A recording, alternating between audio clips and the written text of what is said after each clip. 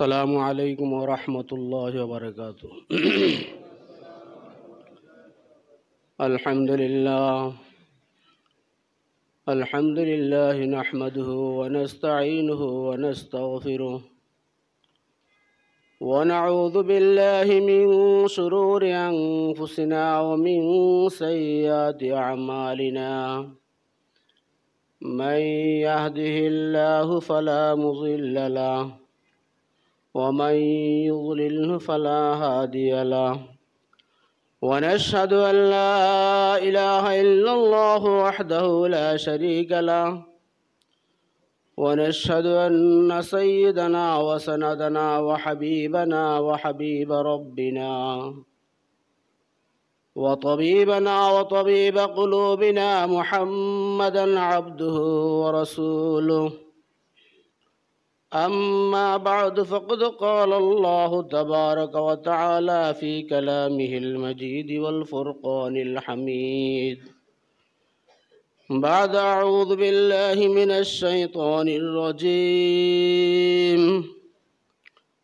वल्लज़ीना आमनू व अमिलुस्सॉलिहाति व आमनू बिमा उन्ज़िला अला मुहम्मदिन वआमनू बिमा उन्ज़िला अला मुहम्मदिन वहुवल हक़्क़ु मिर रब्बिहिम कफ़्फ़र अन्हुम सय्यिआतिहिम व अस्लह बालहुम। वक़ाल रसूलुल्लाहि सल्लल्लाहु अलैहि वसल्लम सलासुन मुंजियात व सलासुन मुहलिकात फ़अम्मल मुंजियात फ़तक़्वल्लाहि फ़िस्सिर्रि वल अलानिया वल क़ौलु बिल हक़्क़ि फ़िर्रिज़ा वस्सख़त वल क़स्दु फ़िल ग़निय्यि वल फ़क़्र। वअम्मल मुहलिकात फ़हवन मुत्तबअुन व शुह्हुन मुताअ व इअजाबुल मर्रि बिनफ़्सिहि व हिया अशद्दुहुन्न। वक़ाल रसूलुल्लाहि सल्लल्लाहु अलैहि वसल्लम मिन शर्रिन नासि मंज़िलतन यौमल क़ियामति अब्दुन अज़हब आख़िरतहु बिदुनिया ग़ैरिहि। वक़ाल रसूलुल्लाहि सल्लल्लाहु अलैहि वसल्लम अद्दवावीनु सलासा दीवानुन ला यग़फ़िरुहुल्लाह अल इश्राकु बिल्लाह व दीवानुन ला यत्रुकुहुल्लाह ज़ुल्मुल इबादि फ़ीमा बैनहुम हत्ता यक़्तस्स बअदुहुम अन बअद व दीवानुन ला यअबअुल्लाहु बिहि ज़ुल्मुल इबादि फ़ीमा बैनहुम व बैनल्लाह फ़ज़ालिका इलल्लाह इन शाअ अज़्ज़बहु व इन शाअ तजावज़ अन्हु औ कमा क़ाल अन्नबिय्यु अलैहिस्सलातु वस्सलाम। अल्लाहुम्मा सल्लि अला मुहम्मदिन व अला आलि मुहम्मद कमा सल्लैता अला इब्राहीम व अला आलि इब्राहीम इन्नका हमीदुम मजीद। अल्लाहुम्मा बारिक अला मुहम्मदिन व अला आलि मुहम्मद कमा बारकता अला इब्राहीम व अला आलि इब्राहीम इन्नका हमीदुम मजीद।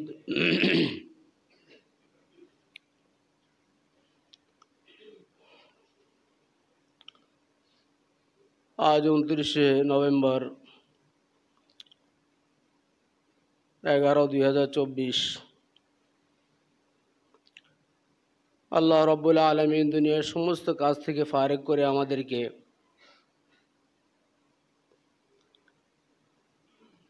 আল্লাহর ঘর মসজিদে আসার তৌফিক দান করছে। এর জন্য শুকরিয়া আদায় করি আলহামদুলিল্লাহ।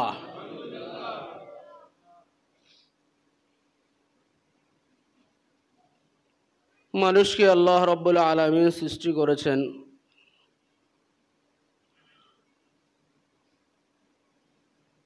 মূলত আল্লাহর ইবাদত করার জন্য। আর কায়নাতের সমস্ত জিনিসগুলো মানুষের ফায়দার জন্যেই আল্লাহ পাক সৃষ্টি করেন। এটা আমাদের বুঝে আসুক বা না আসুক, আল্লাহর পক্ষ থেকে ঘোষণা।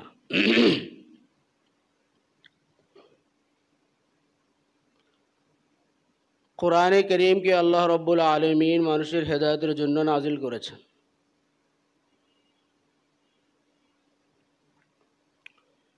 এই কোরআনে করিম বুঝানোর জন্য মুহাম্মদুর রাসূলুল্লাহ সাল্লাল্লাহু আলাইহি ওয়াসাল্লামকে দুনিয়াতে পাঠান।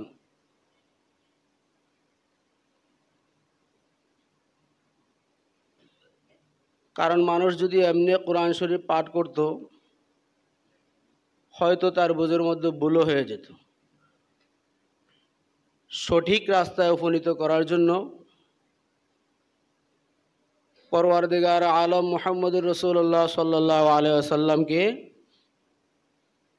পাঠান।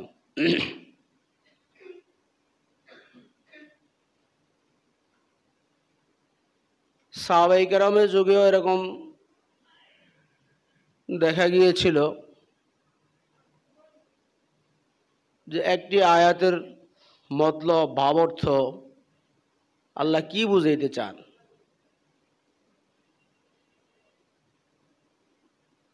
তো এক একজন এক একটা বলেছিল, কিন্তু মুহাম্মদুর রাসূলুল্লাহ সাল্লাল্লাহু আলাইহি ওয়াসাল্লাম শিক্ষা দিয়েছিল যে আসলে এটা মতলব উদ্দেশ্য এটা নয়, এটা সঠিক। তাহলে সঠিক জিনিস শিক্ষা দেওয়ার জন্যেই আল্লাহর নবীকে আল্লাহ কিতাবের সাথে প্রেরণ করেন।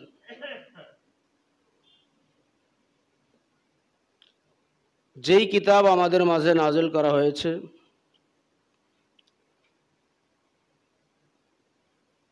কোরআনে করিম, আসমান থেকে যতগুলো কিতাব আল্লাহ পাক নাজিল করছেন সবচেয়ে শ্রেষ্ঠ কিতাব হলো কোরআনে করিম। সবচেয়ে শ্রেষ্ঠ নবী হলো মুহাম্মদুর রাসূলুল্লাহ সাল্লাল্লাহু আলাইহি ওয়াসাল্লাম। সবচেয়ে শ্রেষ্ঠ ভাষা হলো লিসানে আরবি, আরবি ভাষা। আবার আমাদের যাদের জন্য আল্লাহ রাব্বুল আলামিন এই কিতাবটা নাজিল করলেন, এরা সারা বিশ্বে যত উম্মত আছে, যত নবীর উম্মত, সব নবীর উম্মত থেকে এরাই হলো খায়রুল উমাম, শ্রেষ্ঠ উম্মত।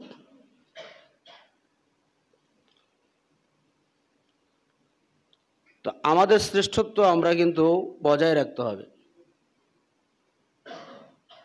আর শ্রেষ্ঠত্ব ওই সময় আমাদের বজায় থাকবে যখন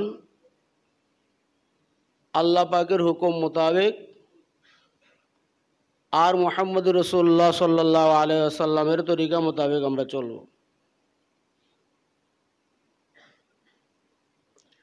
যে আয়াতটি তিলাওয়াত করেছিলাম, এই আয়াতের মধ্যে আল্লাহ বলেন ওয়াল্লাযীনা আমানু, যারা ঈমান আনবে, ওয়া আমিলুস সালিহাত, নেক আমল করবে,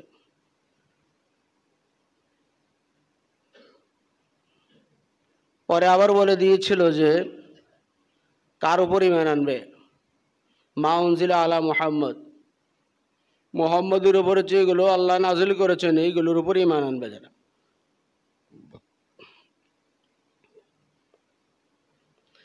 তাহলে যারা ঈমান আনবে মুহাম্মদুর রাসূলুল্লাহ সাল্লাল্লাহু আলাইহি ওয়াসাল্লামের উপর নাজিলকৃত জিনিসের উপর, আল্লাহর উপর নেক আমল, এক নম্বর তো আল্লাহর উপর ঈমান আনবে, তারপর মুহাম্মদুর রাসূলুল্লাহ সাল্লাল্লাহু আলাইহি ওয়াসাল্লামের উপর নাজিলকৃত জিনিসের উপর। দ্বিতীয় নম্বর বলেছিল যে নেক আমল করলে ফায়দা হবে যে আল্লাহ রাব্বুল আলামিন তার জীবনের সমস্ত গুনাহ আল্লাহ মাফ করে দেবে। কাফারা আনহুম সাইয়্যাতিহিম, যারা ঈমান আনবে নেক আমল করবে তাদের গুনাহ খাতা আল্লাহ পাক মাফ করে দিবেন। ওয়া আসলাহা বালাহুম, এবং তাদের অবস্থাকে আল্লাহ ঠিক করে দিবেন। এখন ঈমান না এনে যতই আমি ঠিক হওয়ার জন্য চেষ্টা করি, ঠিক হব না।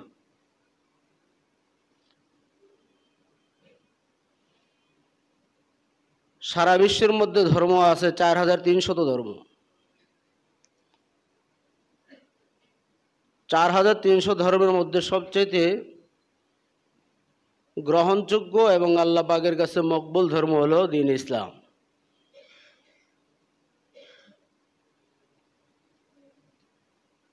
কেউ যদি এই দ্বীন ইসলাম ছাড়া অন্য কোনো ধর্মকে কবুল করতে চায় তো ফালা ইউকবালা মিনহু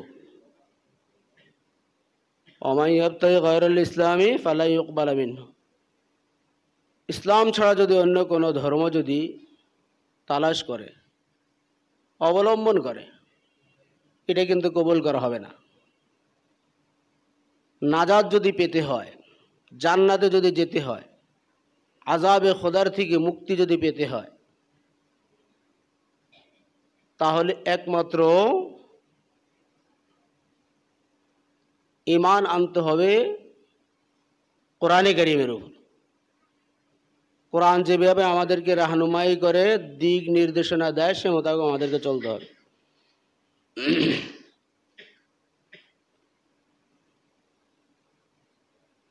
রাসূল করিম সাল্লাল্লাহু আলাইহি ওয়াসাল্লাম বলেন যে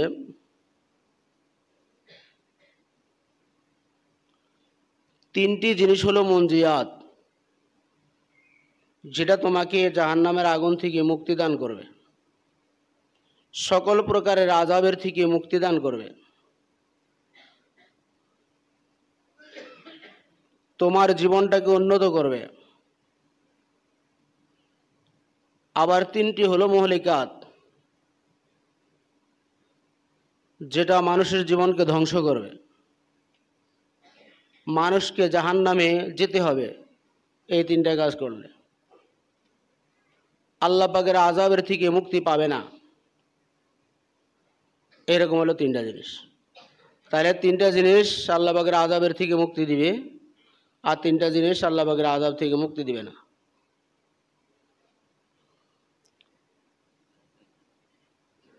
যেগুলো মুনজিয়া, যে সমস্ত জিনিসগুলো আল্লাহ রাব্বুল আলামিনের আযাবের থেকে মানুষকে মুক্তি দিবে, তার মধ্যে এক নম্বর হলো ফাতাকুল্লাহ ফিস সিররি ওয়াল আলানিয়া। আল্লাহকে ভয় করতে হবে, খশিয়ত খোদা, আল্লাহকে ভয় করতে হবে। ফিস সিররি ওয়াল আলানিয়া, প্রকাশ্যে গোপনে, গোপনে প্রকাশ্যে, সর্বদাই আল্লাহর খৌফ অন্তরের মধ্যে থাকতে হবে, আল্লাহর ভয় অন্তরের মধ্যে থাকতে হবে। যেহেতু আমরা ঈমান এনেছি, তাহলে আল্লাহকে আমরা অবশ্যই ভয় করতে হবে। আমাদেরকে এভাবে মানতে হবে যে আল্লাহ আমাদের খালেক, আল্লাহ আমাদের রাজিক, উনি আমাদের সৃষ্টিকর্তা, উনি আমাদের রিজিক দাতা, উনি আমাদের হায়াত দাতা, মৃত্যুদাতা, সব উনি। এইভাবে আমাদেরকে মানতে হবে। 2 নম্বর মুক্তিদাতা জিনিস হলো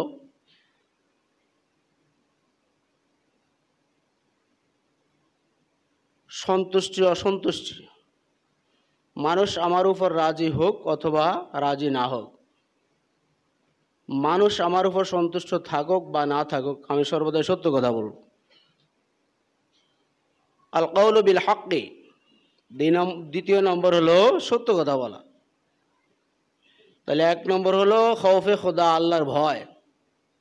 দ্বিতীয় নম্বর হলো সত্য কথা বলা। সর্বদা এতে আমার জীবন চলে যেতে পারে, কিন্তু মিথ্যা কথা বলবো না, সর্বদাই সত্য কথা বলতে হবে।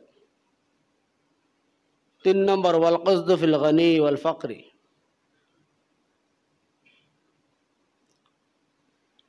সচ্ছল অবস্থায়, দরিদ্র অবস্থায়, অসচ্ছল অবস্থায় সর্বদাই আমাকে মধ্যম পন্থা অবলম্বন করতে হবে। মধ্যম পন্থা অবলম্বন না করে অবৈধভাবে টাকা কামাই করে জোর